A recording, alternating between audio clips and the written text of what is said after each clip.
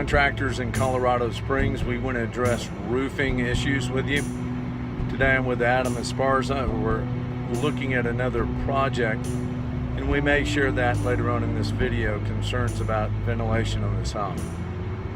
However, the first item that we want to discuss today is following building codes, minimum of the following of building codes.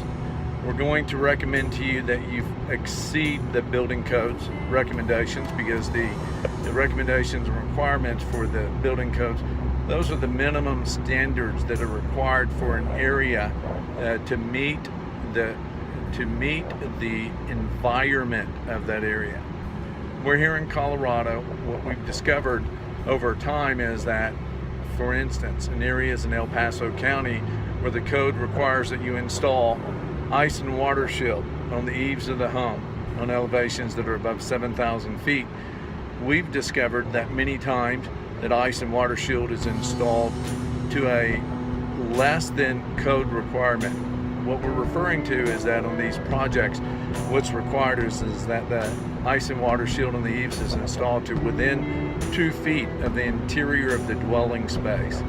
When we say that, what we're talking about is that from a vertical line of the sheetrock or the interior surface, is that from a vertical line moving away from the wall 2 feet, so horizontally 2 feet from the wall, and then traveling up vertically 2 feet.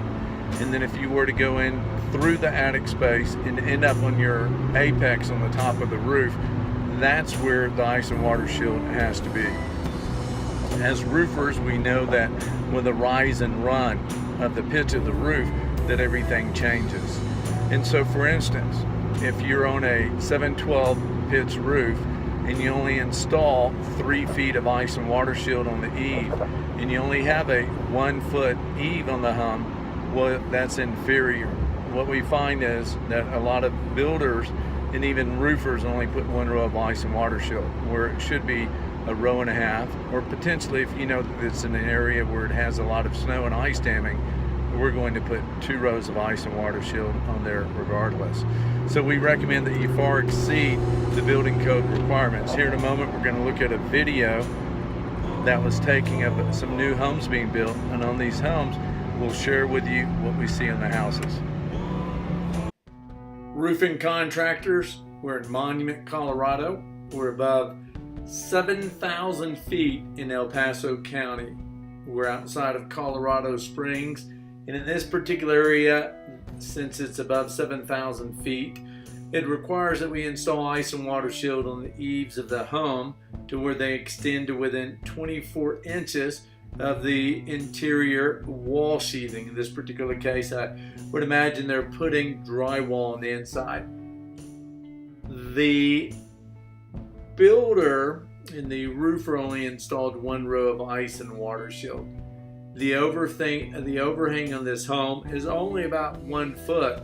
However, we have a really steep pitch roof. As I look at this, I can tell you that we need a minimum of a row and a half, probably more like 2 rows of ice and water shield for it to meet code. However, builders, since it's in El Paso County and there's not a mid-roof inspection, the particular builder and roofing installer only installed 1 course of ice and water shield. It does not meet code requirements, nor will it really service the homeowner properly. So when it comes to codes, the codes are the minimum requirement. As a building contractor, we want to start looking at ethics on this. We need to do what's right as a building contractor, as a roofing contractor, as a roofing installer. You need to do what's right. The roof is more than the shingles, and although the ice and water shield is hitting underneath the shingles, it's wrong to just put 1 course of ice and water shield up there when code requires that it extends to within 2 feet of the interior wall. That does not incur on this project. Make sure that you're installing enough ice and water shield to meet code requirements in El Paso County. As an ethical roofing contractor, you have a responsibility to the homeowner to build the roof correctly, even the things they don't see.